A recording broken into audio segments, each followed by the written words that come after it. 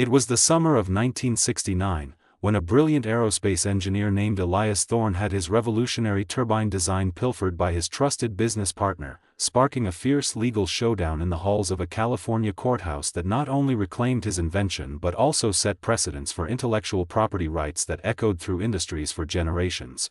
Little did I realize then, as a young apprentice watching from the sidelines, that a similar betrayal would one day unfold.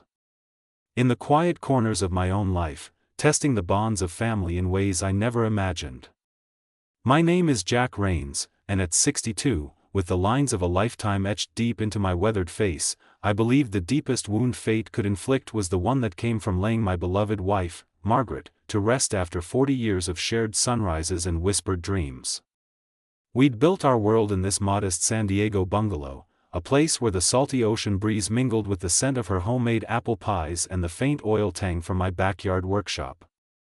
Her funeral had been a blur of sympathetic nods and casserole dishes from neighbors, leaving me alone in the echoing silence, my hands idle for the first time in decades as I sat in her favorite armchair, tracing the faded floral pattern with my fingers and wondering how to navigate a world without her steady presence.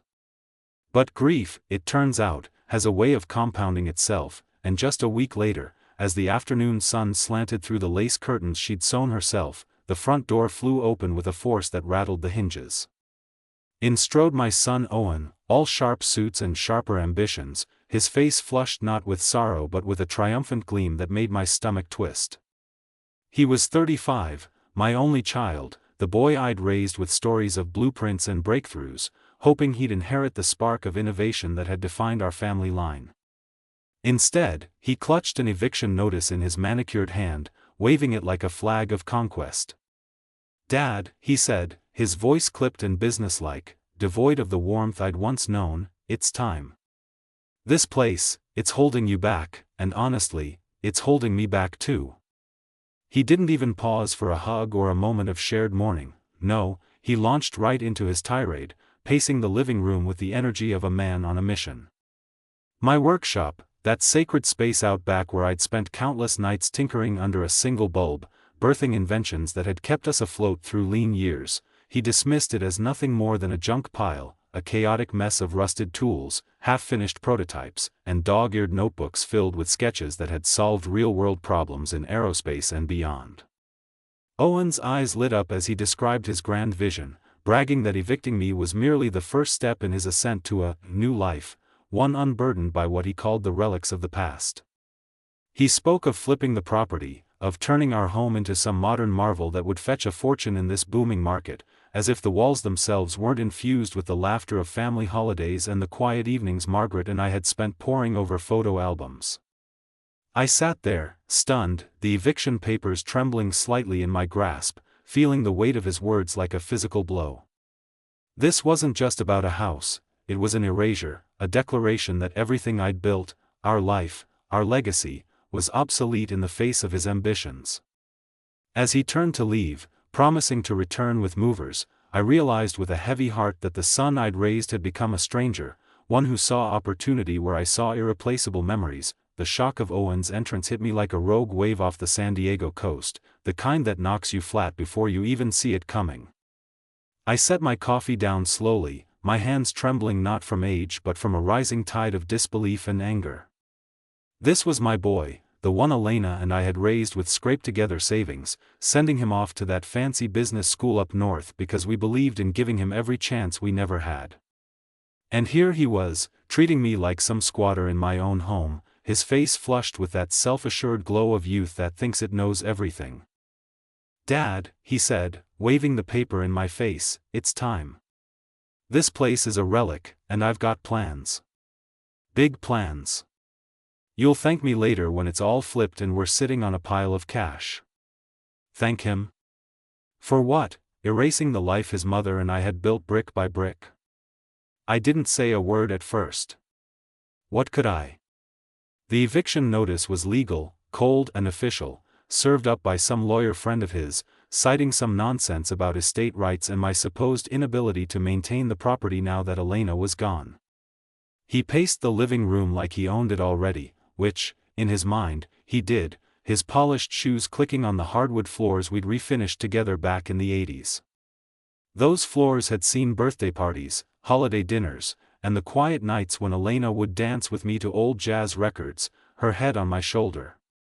Now, Owen was eyeing them like they were just square footage to be maximized.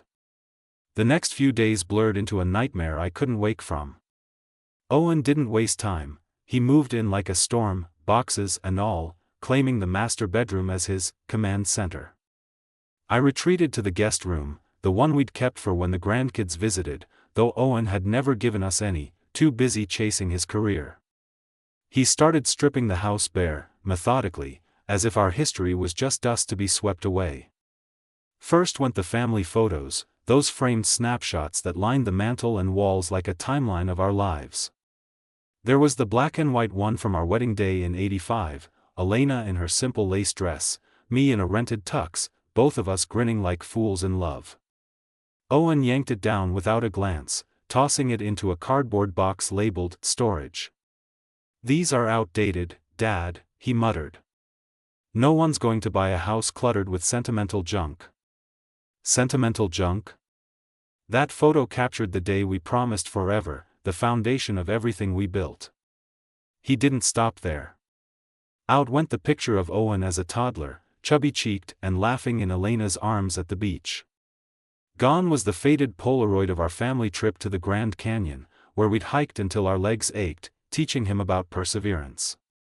One by one, he peeled them from the walls, leaving stark, empty spaces that echoed louder than silence. In their place, he hung his own trophies, that glossy business school diploma from Wharton, framed in expensive wood, positioned right above the fireplace like a declaration of conquest. "See this?" he said one evening, admiring it with a glass of scotch in hand, the good stuff I'd saved for special occasions. "This is the future. Not those old stories." But it got worse.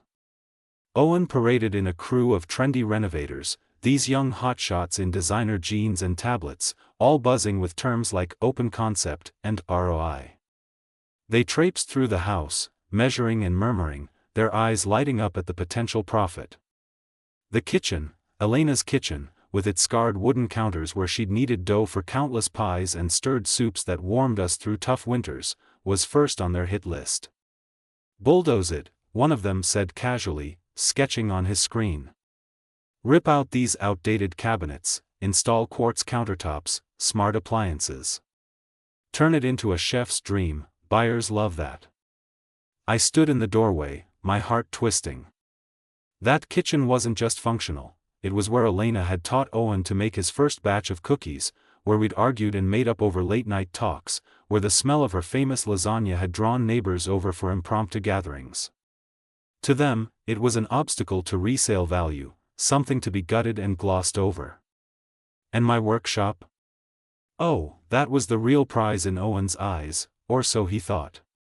Tucked behind the bungalow, it was my sanctuary, a detached garage I'd converted over the years into a haven of creation. Shelves groaned under the weight of tools, hammers with handles worn smooth from decades of use, precision calipers I'd inherited from my own father, welding torches that had fused ideas into reality. Stacks of notebooks filled with sketches, calculations, and notes from projects that had kept the lights on. I'd mentored young inventors there, shared royalties from patents on bearing retrofits and fixture geometries that still paid out quarterly. It wasn't junk, it was legacy. But to Owen and his renovators, it was prime real estate. "Flip this into a founder's lounge," one suggested, gesturing wildly. "Think about it, cozy seating, white boards, maybe a coffee bar. Perfect for startups. Your dad's old junk pile could be a hub for innovation." Innovation? I'd been innovating before these kids were born, solving problems in aerospace that kept planes in the sky and jobs on the ground. They talked about bulldozing the walls, erasing the grease stains from late-night breakthroughs, as if memories were just barriers to a quick flip. Owen nodded along, his eyes gleaming with dollar signs. "Exactly," he said. "Dad's retiring anyway. This is progress." I bit my tongue through it all, watching from the sidelines as my home transformed into a stranger's vision. The bungalow, once filled with warmth, now echoed with the sounds of measuring tapes and laughter that wasn't ours. Owen hosted calls from the living room, pitching his grand scheme to investors over video, using phrases like legacy assets to describe what I'd built with my hands. He'd glance at me occasionally, a mix of pity and impatience, as if I were the relic holding him back. "You'll get a nice condo, Dad," he'd say. "Something easy, no maintenance. Trust me, it's for the best." But trust? That was eroding faster than beach sand in a storm. Elena's passing had left a void, and Owen was filling it with ambition that bordered on cruelty. I remembered the man in that 1969 story, the inventor betrayed by his partner, fighting for what was rightfully his. History has a way of repeating, doesn't it? As the renovators packed up their plans and Owen hung another piece of his world over ours, I knew I couldn't just fade away. Those junk tools and notebooks weren't trash, they were keys to doors he'd never opened on his own. Quietly, in the dead of night, I started making calls, to former foremen who'd worked beside me, clients who'd benefited from my solutions, and those two shop floor inventors I'd mentored through their own battles. If Owen wanted a fight over legacy, he'd get one. But for now, I played along, biding my time, the weight of our shared past heavy on my shoulders. The days stretched into a tense standoff. Owen threw parties in the evenings, inviting potential partners over to tour the potential, as he called it. I'd hear them laughing in the kitchen, clinking glasses over Elena's old stove, discussing how to monetize every inch. One night, as I lay in the guest room listening to the muffled voices, a renovator's words floated up: "Memories don't sell houses, Mr. Rains. Clean slates do." Clean slates? Our life wasn't a slate to be wiped, it was a story etched deep. I thought of Elena, how she'd have stood her ground with that quiet fire of hers, and it steeled me. No, I wouldn't argue outright, not yet. But as Owen stripped away the photos and hung his diploma like a flag of victory, parading those renovators who saw our home as nothing but profit potential, I realized this was more than eviction. It was erasure. And I wasn't about to let that happen without a reckoning that I didn't argue with Owen, not openly at least, not in those first raw days when the sting of his betrayal mixed with the grief still fresh from Elena's funeral, making every breath feel like inhaling shards of glass. Arguing would have been like shouting into a windstorm. He'd just doubled down with his business jargon and that condescending smile, the one that said he was the evolved version of me, unburdened by what he called outdated sentiment. No, I kept my peace, retreating to the workshop he'd dismissed as a junk pile, surrounded by the familiar scent of machine oil and aged wood, where I could think clearly amid the tools that had been my companions longer than he'd been alive. But silence didn't mean surrender. As the sun dipped low over the San Diego horizon, painting the sky in hues of orange that reminded me of Elena's favorite sunsets, I picked up the old rotary phone in the corner, the one I'd refused to replace with a smartphone, and started making calls. Not to lawyers, not yet, to the people who'd shared the trenches with me, the ones who understood that true value isn't printed on a diploma but forged in the fire of real work. First, I dialed up Hank Thompson, a former foreman from my days at the aerospace plant in the 90s. Hank was pushing 70 now, retired to a little ranch up in Temecula, but his voice boomed through the line like he was still barking orders on the shop floor. "Jack? Hell, it's been too long. Heard about Elena, my condolences, old friend." I thanked him, my throat tightening at the mention of her name, but I pushed on, explaining the situation in broad strokes: Owen's eviction notice, the renovators circling like vultures, the way he was treating my workshop as disposable clutter. Hank chuckled, a deep, knowing rumble. "That boy of yours always had more flash than substance. Remember that turbine project in '95? The one where we jury-rigged those bearings to handle the heat stress? Your sketches saved the whole run, and we're still getting royalties from the patent." "Exactly," I told him. "Those junk tools, the calipers I'd used to measure tolerances down to the micron, the welding rig that had fused prototypes under impossible deadlines, weren't relics, they were tied to solutions that had kept companies afloat and paid out steadily for years. Hank promised to spread the word, maybe even dig up some old contacts who owed me favors. You built more than machines, Jack, he said before hanging up. You built loyalty. Emboldened, I called a few clients next, starting with Maria Gonzalez, who ran a small engineering firm out of Riverside. We'd collaborated on a fixture geometry project back in 2005, turning a clunky assembly line into something efficient and scalable. Maria was sharp as ever, her voice cutting through the static with that no-nonsense tone. Jack Rains, you old codger. What's this about your son trying to boot you out? That's no way to treat the man who invented half the fixes keeping our drones in the air. I laid it out, describing how Owen saw my notebooks, pages yellowed with age, crammed with handwritten equations and diagrams, as nothing more than kindling for his renovation bonfire. But Maria knew better. Those notes had led to royalties that funded her startup's early days, opening doors no polished resume could touch. I've got investors who still ask about your methods, she said. Let me make some calls. We'll remind the world that Jack Rains isn't just a name, he's a legacy. We talked for nearly an hour, reminiscing about late nights troubleshooting vibration issues, how one of my dog-eared sketches had sparked a breakthrough that saved her team from bankruptcy. By the end, she was fired up, vowing to rally a network of engineers who'd benefited from my mentorship. The calls kept coming, each one a thread pulling together the tapestry of my life that Owen was so eager to unravel. I reached out to old colleagues from the plant, men and women who'd risen through the ranks on the back of innovations we'd hammered out together. There was Tom Riley, a test engineer I'd worked with in the early 2000s on a bearing retrofit that revolutionized high-speed machinery.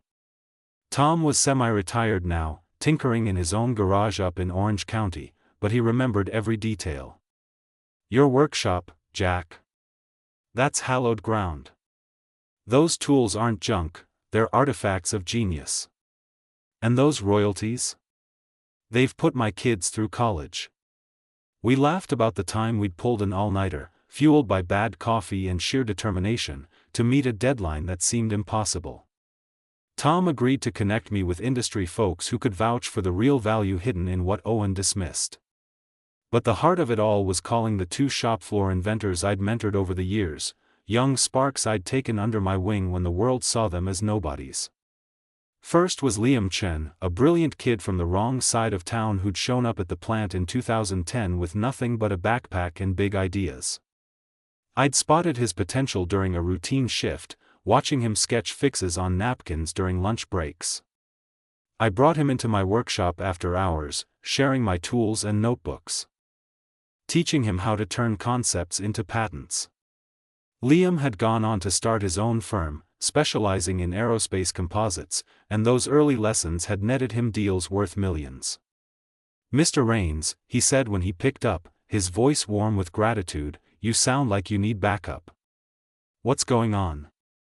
I told him about Owen's takeover, how he was bragging about flipping the shop into some trendy lounge, oblivious to the royalties still flowing from designs we'd co-developed. Liam paused, then said, without your guidance, I'd be flipping burgers. Those notebooks? They're gold mines. I'll round up some allies, guys from the patent office, even. No one erases a mentor like you. The second was Sofia Ramirez, a firecracker of an engineer I'd mentored in 2015. She'd been overlooked in a male-dominated field, but her mind was a whirlwind of innovation. I'd given her access to my space, my knowledge, watching her bloom as she patented a vibration-dampening system based on one of my old fixtures. Now, she was leading R&D at a major firm in LA. Jack, mi amigo, she greeted me, her accent thick with energy. Elena would be rolling in her grave at this nonsense. Your son thinks he can just bulldoze history? We talked at length, her words a balm to my frayed nerves. She reminded me of the doors my methods had opened, contracts, collaborations, opportunities that no fancy degree could guarantee. Your junk paid for my house, Jack. Let's show him what real value looks like. As the night wore on, the workshop transformed from a place of solitude to a command center of its own. I jotted notes from each call on a fresh page in one of those dog-eared notebooks, mapping out a web of support that Owen couldn't even fathom. These weren't just contacts, they were lifelines, proof that the life I'd built wasn't confined to walls or deeds. The royalties from those patents, steady checks that had supplemented our modest income, paid for Owen's education ironically enough, were testaments to ingenuity, not inheritance. And the doors they opened? Invitations to conferences, consulting gigs, quiet nods in boardrooms where my name still carried weight. By dawn, as the first light filtered through the workshop's grimy windows, I felt a spark reignite in my chest, the kind that had driven me through countless projects. Owen might have the eviction notice and the renovators, but I had something more potent, a network forged in sweat and solutions. I didn't argue because I didn't need to, these calls were my quiet rebellion, a foundation for whatever came next. As I hung up the last call, staring at the tools that had shaped my world, I knew this was just the beginning.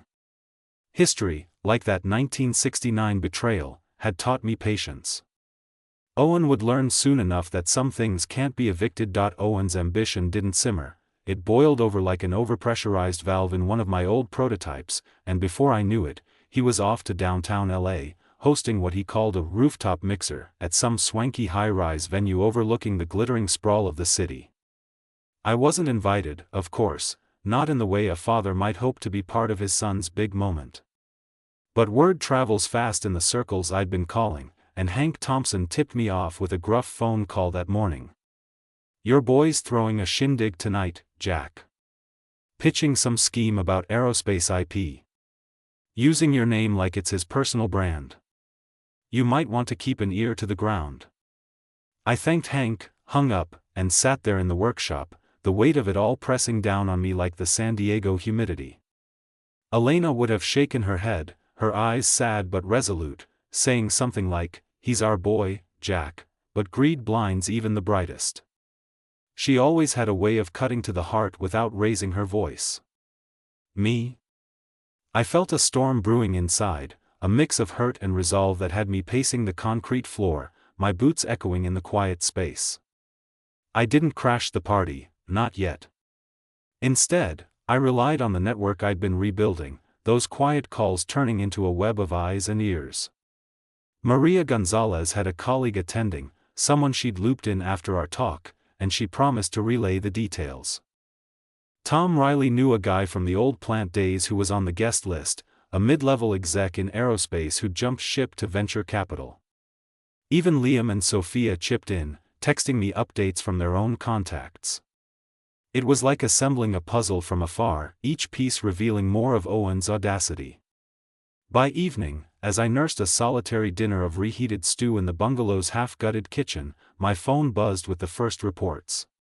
The mixer was on a rooftop terrace, all string lights and craft cocktails, the kind of place where deals are sealed with handshakes and hashtags. Owen had rented it out, sparing no expense, my expense, I suspected, dipped from whatever funds he'd maneuvered since Elena's passing.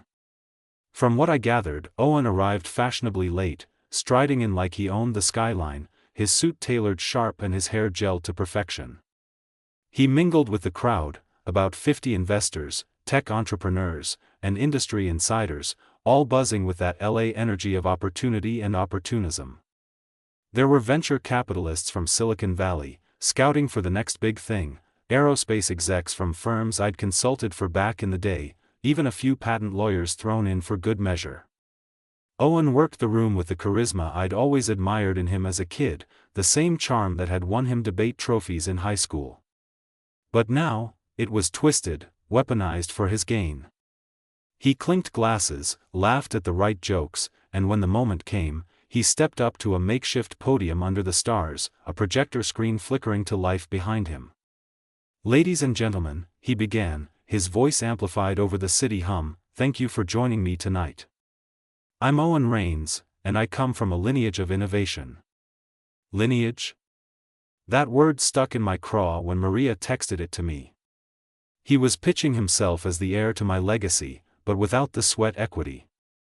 He dove right in, slides clicking through images of blueprints and patents, my blueprints, my patents, scanned from those dog-eared notebooks he'd dismissed as junk. I have family access to a treasure trove of aerospace intellectual property, he declared, the words smooth as polished chrome. We're talking blue-collar patents, the kind forged on shop floors, not in ivory towers. Bearings that revolutionized engine efficiency, fixtures that cut production time in half, these aren't just ideas, they're proven, royalty-generating assets. The crowd murmured approval, glasses tinkling as they leaned in. Owen painted a vision of aggregation, his big plan, bundling these family patents into a portfolio, licensing them out to startups and conglomerates alike, creating a pipeline from garage tinkering to global markets. Imagine, he said, gesturing grandly, a fund that democratizes invention, turning overlooked IP into billions. It sounded noble on the surface, the kind of pitch that lights up investor eyes, but I knew the underbelly. Those patents weren't his to aggregate, they were mine, shared with collaborators under agreements that emphasized collaboration, not commodification. He'd snapped photos of my workshop during his takeover, using them as props, blurry shots of tools and sketches, captioned with buzzwords like untapped potential. But pitches like this don't sail without scrutiny, and sure enough, the questions came. A sharp-eyed VC from the Bay Area, the type with a nose for fluff, pressed him first. Sounds promising, Owen, but specifics? Which patents exactly? What's the royalty history? And this family access, how exclusive is it?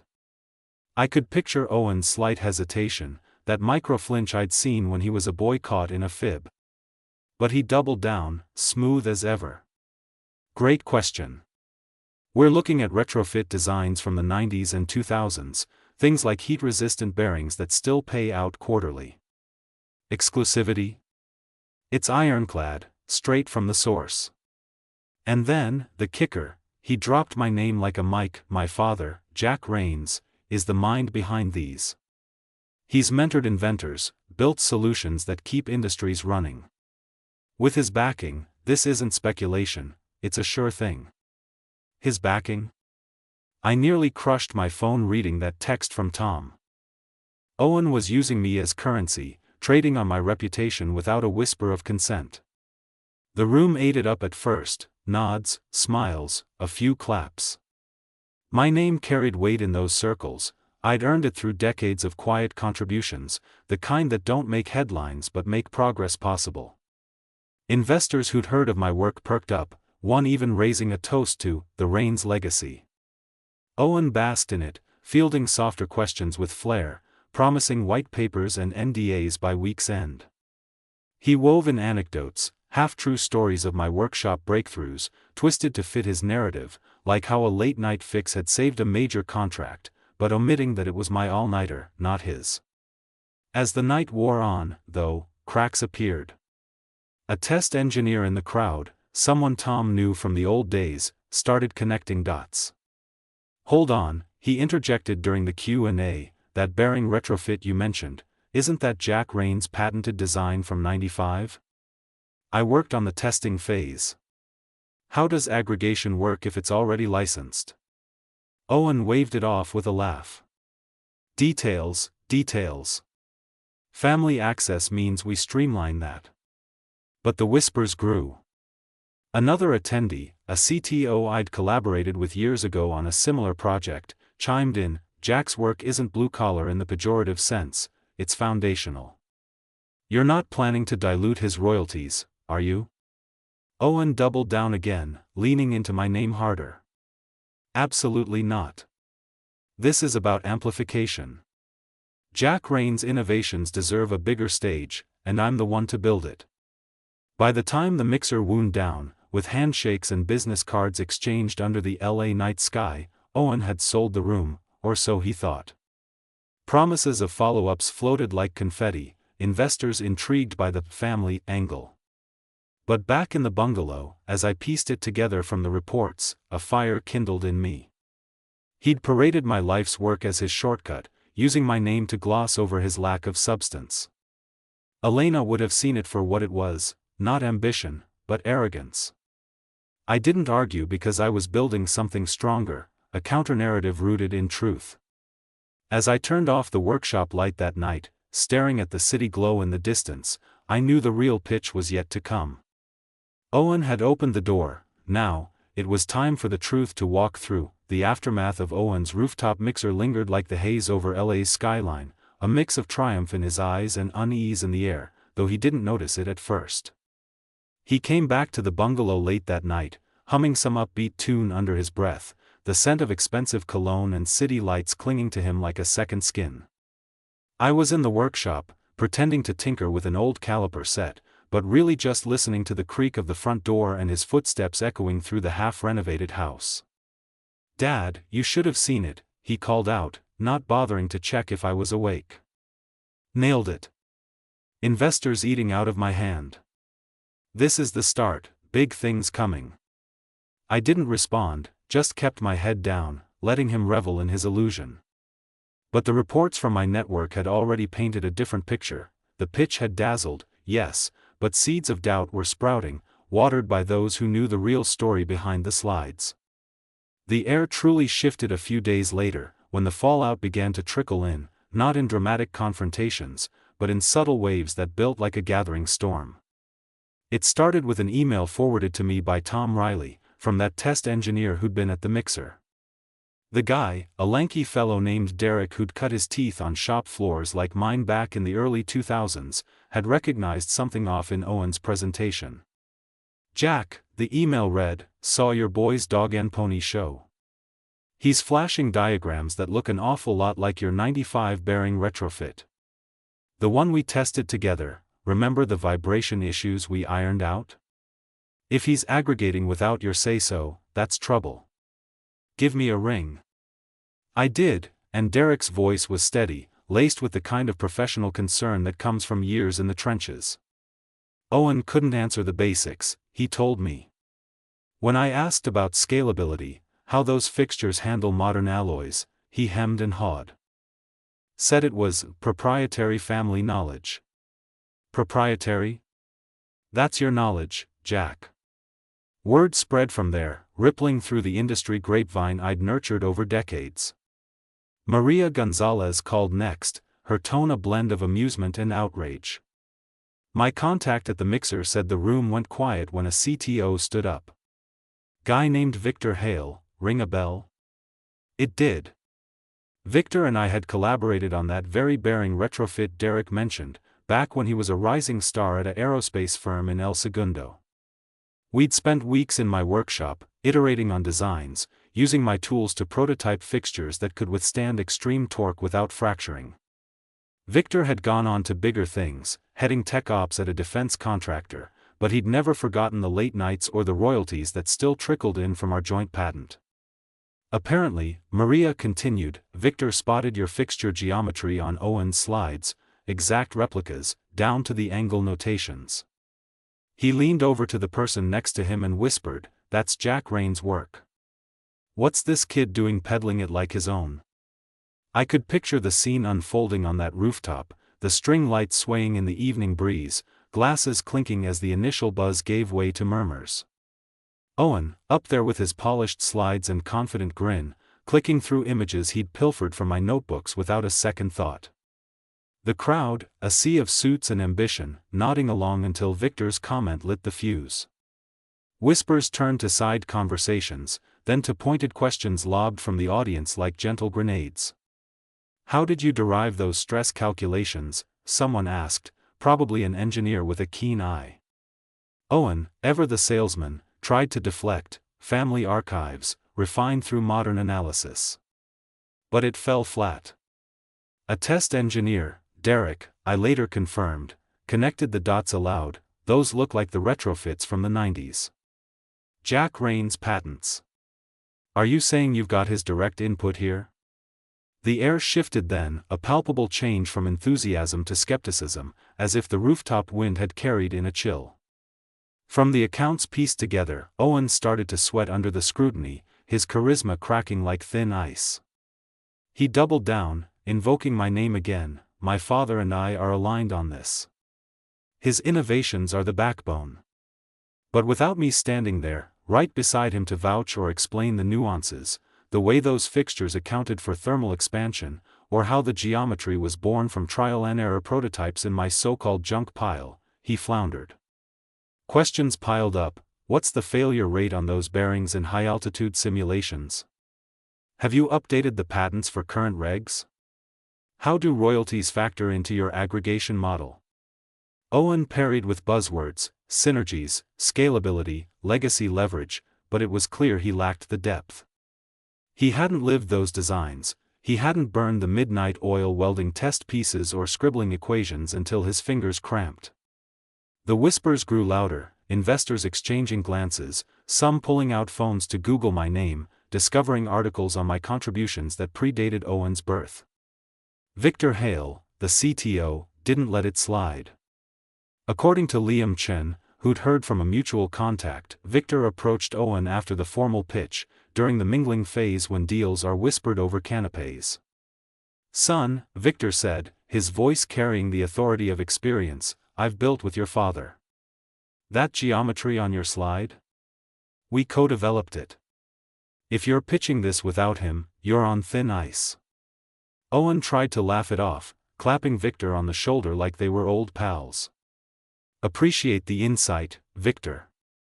Dad's fully on board, this is about bringing his work into the future." But Victor's eyes narrowed, and he stepped back, murmuring to a cluster of colleagues. The shift was electric. What had been a room of potential backers turned into a jury, dissecting Owen's claims in real time. A patent lawyer in the crowd chimed in, "Aggregation sounds great, but IP law doesn't bend for family ties. You'd need clear assignments." Owen nodded vigorously, promising documents. But the damage was done.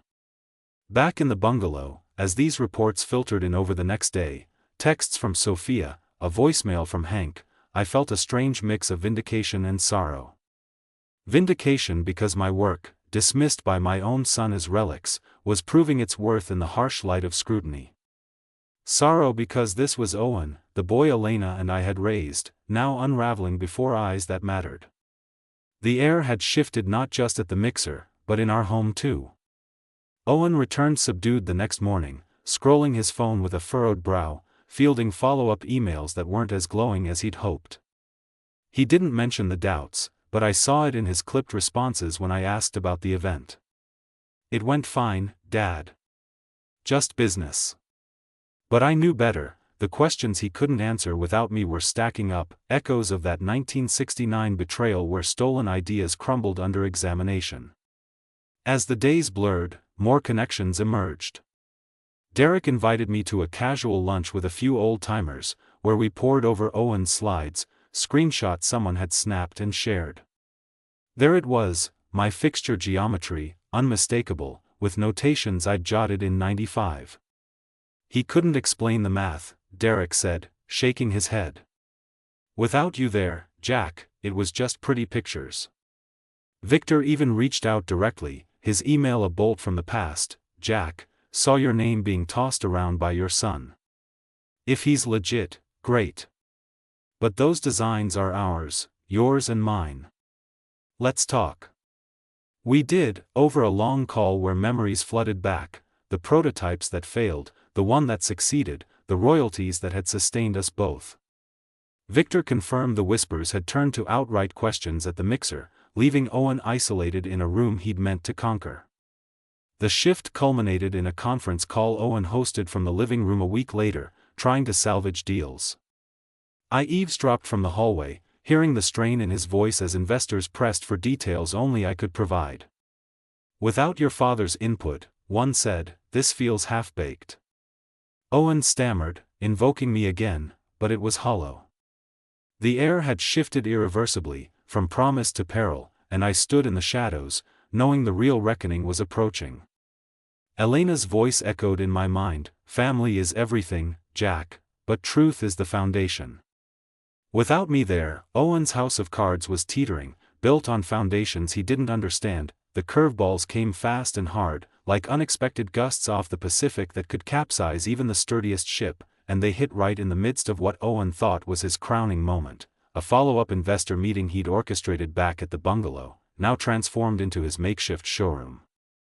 It was about 2 weeks after the rooftop mixer, with the doubts from that night still simmering beneath the surface, unspoken but festering. Owen had invited a select group of those intrigued backers to see the assets up close, turning our home into a stage for his ambition. I wasn't supposed to be there, of course. He'd suggested I take a walk that afternoon, maybe visit Elena's grave or grab coffee downtown. But I stayed, lingering in the workshop out back, the door cracked just enough to hear the chatter filtering through the open windows. My network had warned me this was coming. Victor Hale had texted, saying he'd be attending virtually, and Derek had mentioned rumors of a live tour. I felt the tension building in my chest, a tightness that reminded me of those high-stakes project deadlines where one wrong move could unravel everything. Owen had set up the living room like a tech demo, his laptop connected to a big screen on the wall where Elena's favorite painting used to hang, a serene seascape we'd picked up on a rare vacation to Baja. About a dozen investors milled about, some in person sipping artisanal coffee from mugs he'd bought to impress, others dialing in via video feed from offices in LA and beyond. Owen was in his element, pacing with that confident stride, narrating his vision as if he were unveiling the next big startup unicorn. "Welcome, everyone," he started, his voice booming through the speakers. "Today, I want to give you a real taste of the legacy we're building on. This isn't just IP, it's tangible, right here in this property, tied to decades of innovation." He gestured around the room, pointing out the changes, the stripped walls, the half-demolished kitchen, his diploma still hanging prominently. The investors nodded, murmuring approvals, their eyes scanning like appraisers at an auction. Then came the live video tour, Owen's piece de resistance. He pulled out his phone, switching to a camera app linked to the screen, and began walking through the house like a real estate agent on steroids. "Let's start in the kitchen," he said, panning the camera over the gutted space where cabinets lay in piles, exposed wiring dangling like forgotten promises. "This is getting a full overhaul, modern, efficient, perfect for entertaining clients." The remote participants chimed in with questions, one asking about square footage, another about zoning for commercial use. Owen answered smoothly, bragging about the founder's lounge planned for my workshop. He swung the camera toward the back door, stepping outside to showcase the space. "And here's the gold mine," he announced, his voice laced with excitement. "What looks like a junk pile now is prime for transformation. Imagine whiteboards, collaborative zones, tied directly to the patents we're aggregating. Family access means we control it all." I watched from my hidden spot, my hands clenched around a wrench, feeling the violation deep in my bones. That workshop wasn't a prop, it was where I'd solved problems that kept planes flying, where I'd mentored Liam and Sophia through their breakthroughs, where Elena would sometimes bring me sandwiches during marathon sessions, her smile a reminder that life extended beyond the workbench. Owen's camera lingered on my tools, the calipers, the notebook stacked on shelves, treating them as quaint artifacts rather than lifelines.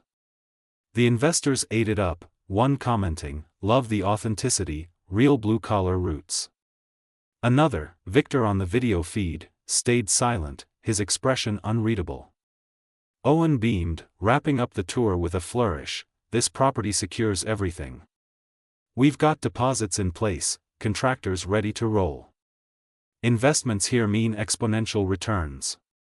That's when Curveball 1 landed, swift and unforgiving, shattering the illusion like a hammer to glass. Unbeknownst to Owen, his lead contractor, a slick operator named Ruiz whom he'd hired for the renovations, had been moving behind the scenes. I'd gotten a heads up from Hank Thompson, who'd heard through construction circles that Ruiz was notorious for aggressive tactics. Midway through the tour, as Owen was panning back to the living room, a notification pinged on his phone, audible through the speakers. He glanced at it casually, then froze, his face paling under the camera's glare. It was an email from the county recorder's office, confirming the filing of a mechanic's lien against the property. Ruiz claimed a massive deposit, $150,000, supposedly advanced for materials and labor, secured by the bungalow itself. If unpaid or disputed, it could tie up the title, block any sales, and scare off investors faster than a market crash. The room went quiet, the in-person guests exchanging uneasy looks. "What's this?" one asked, peering at Owen's screen. He stammered, trying to downplay it, "Just a formality, contractor stuff. We'll handle it." But the damage was done, whispers erupted, with Victor's voice cutting through the feed. "Aline? That complicates things. Is the property even clear for your plans?" Owen scrambled, switching off the camera and attempting to pivot the conversation back to the patents, but the air had soured. Investors started checking their own devices, pulling up public records that confirmed the liens filing just hours earlier. It turned out Ruiz had grown impatient with Owen's delayed payments, funds Owen had promised from early investor commitments that hadn't materialized yet. The contractor, sensing the deal's fragility after hearing industry buzz about the mixer's doubts, had protected himself by slapping on the lien, effectively holding the property hostage. One remote participant, a VC with a sharp tongue, laughed bitterly. "You show us a live tour, and now this? Feels like we're watching a house of cards collapse in real time." Owen's face flushed, his earlier confidence evaporating as he muttered excuses about miscommunications. I stayed hidden, my heart pounding, knowing this was the first crack in his facade, a self-inflicted wound from his rushed ambition. But curveball 2 was the knockout punch, delivered not from afar but right in the thick of it, and it came from an unexpected ally I'd quietly enlisted. My attorney, Elias Grant, a no-nonsense lawyer I'd known since the 80s when he'd helped me patent my first big invention, had been waiting in the wings. I'd called him days after Owen's eviction notice, laying out the situation over coffee at a diner near the beach. Elias had reviewed Elena's will and our estate documents, uncovering clauses I'd forgotten in the fog of grief. Now, as the meeting devolved into chaos over the lien, Elias stepped up, literally, emerging from the hallway where he'd been waiting at my signal.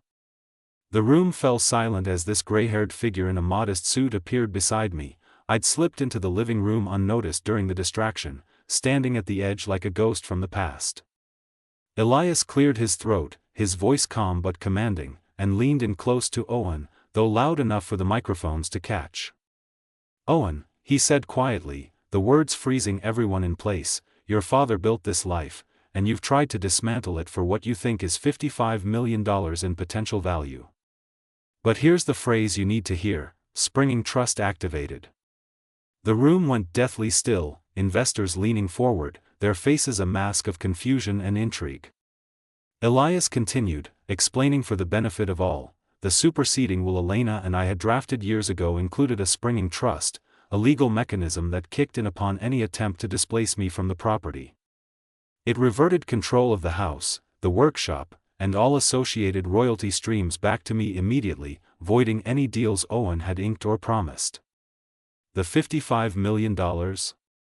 That was Owen's inflated estimate of the aggregated IP and property value, now evaporating before his eyes. Gasps rippled through the group, the video feed buzzing with reactions. Victor nodded knowingly, while others scrambled to take notes.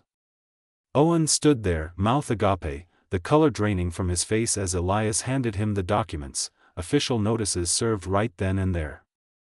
The phrase, "springing trust activated," hung in the air like a verdict, leaving everyone speechless, the weight of it sinking in. Owen's entire scheme, built on betrayal, was null and void. I watched my son's empire crumble in real time, a mix of sorrow and justice washing over me. The investors began to disconnect, murmuring apologies and withdrawals, the lien and now this legal bombshell too much to stomach. Elias patted my shoulder, whispering, "You did what you had to, Jack." As the room emptied, I turned to Owen, the curveballs having landed, knowing the final choice was his. The room hung heavy with silence after Elias delivered the phrase that cut through the chaos like a precision blade: springing trust activated. Investors who hadn't already bolted for the door stood frozen, their eyes darting between Owen, Elias, and me, as if witnessing the unraveling of a carefully scripted play. The live video feeds blinked out one by one, leaving only the echo of disconnected tones and the faint hum of the air conditioner struggling against the afternoon heat. Owen's face, once flushed with ambition, now resembled the ashen aftermath of a failed prototype, pale, defeated, his hands trembling as he clutched the documents Elias had thrust upon him. The mechanic's lien was a setback, but this was the kill shot, the legal mechanism Elena and I had put in place years ago, foresight born from stories like that 1969 patent theft, to protect what we'd built from exactly this kind of betrayal. I stepped forward then, my boots scuffing the hardwood floor that still bore the marks of our family's life, despite Owen's attempts to erase them. The remaining guests shifted uncomfortably, but I ignored them, my gaze locked on my son. At 62, with the weight of loss and labor etched into every line on my face, I felt no triumph, only a profound sadness mingled with resolve. "Owen," I said, my voice steady, though it carried the gravel of too many sleepless nights, "that phrase means more than you realize. Your mother and I drafted a superseding will with a springing trust clause. It activates the moment anyone tries to displace me from this home, our home. The house, the workshop, every royalty stream from those patents you paraded around, they all revert to my control. Any deals you've inked, any promises to investors, they're void as of now. Nullified. You can't sell what isn't yours to begin with." He stared at the papers, his lips moving silently as he scanned the legalese, the reality sinking in. The trust wasn't some vindictive trap, it was a safeguard, written in the quiet evenings when Elena and I discussed our fears for the future, ensuring that our legacy, built on honest work, not shortcuts, wouldn't be squandered. The royalties, those steady checks from bearing retrofits and fixture designs, would continue funding the life we'd intended, not Owen's fleeting dreams of flipped properties and aggregated IP. The workshop, with its junk, tools and notebooks, remained mine, a testament to solutions that had opened doors for so many, including him. The few lingering investors murmured excuses and slipped out, leaving us alone in the disheveled living room. Owen finally looked up, his eyes a storm of anger and regret. "Dad, this is insane. I was building something for us." But his words rang hollow, and we both knew it. I faced him squarely, offering the last, simple choice, the fork in the road where he could still turn back. "You have two paths, son. Build honestly with me, join me in the workshop, learn the real work, and we create something true together. Or walk away from everything you tried to claim, and start over on your own terms. No more shortcuts. Choose wisely." As he stood there, the bungalow seemed to hold its breath, waiting for his answer, just as history had waited in that 1969 courtroom for justice to prevail.